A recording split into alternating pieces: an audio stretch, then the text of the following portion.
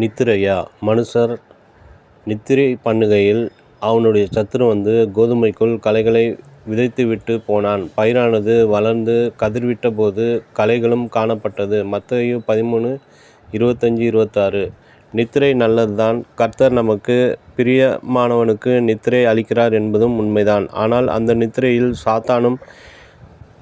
சாத்தானுக்கு இடம் கொடுத்து களைகளை விதைக்க அவனை அனுமதிக்க விடக்கூடாது.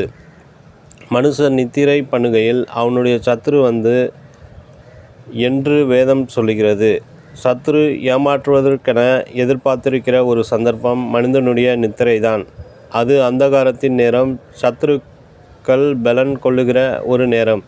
தேவ பிள்ளைகள் நித்திரையாய் இருந்தாலும் அந்த நித்திரை விழிப்புள்ள ஒரு நித்திரையாய் இருக்க வேண்டும்.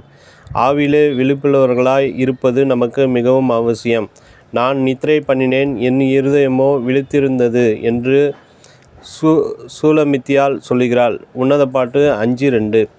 இருதயமும் ஆவியும் விழிப்புள்ளதாய் இருக்கும்போது சாத்தானால் களைகளை நம்மில் விதைக்க முடியாது. இரவிலே ஜெப சிந்தனையோடு ஆவியானவருடைய கரத்தில் நம் இருதயத்தை ஒப்பு கொடுத்து விட்டு தூங்கும்போது ஆவியானவர் விழிப்புள்ளவராய் இருப்பார். சத்துரு வெள்ளம் போல் வந்தாலும் கர்த்தருடைய ஆவியானவர் அவனுக்கு விரோதமாய் கொடியேற்றுவார். நம்முடைய நித்திரை நேரங்களிலும் பலவீன நேரங்களிலும் ஆவியானவர் நமக்கு ஒத்தாசை செய்வதற்காக வாக்களித்திருக்கிறார்.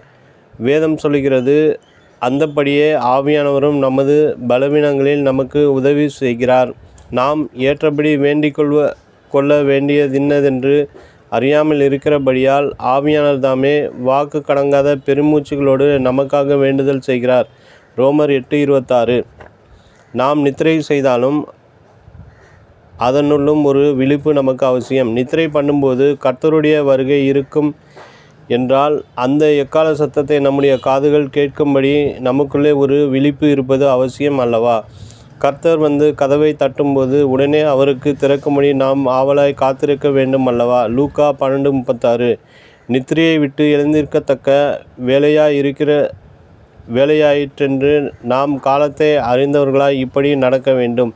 நாம் விசுவாசிகள் ஆனபோது இரட்சிப்பு சமீபமாய் இருப்பதை பார்க்கிலும் இப்பொழுது அது நமக்கு அதிக சமீபமாய் இருக்கிறது. ரோமர் 13:11.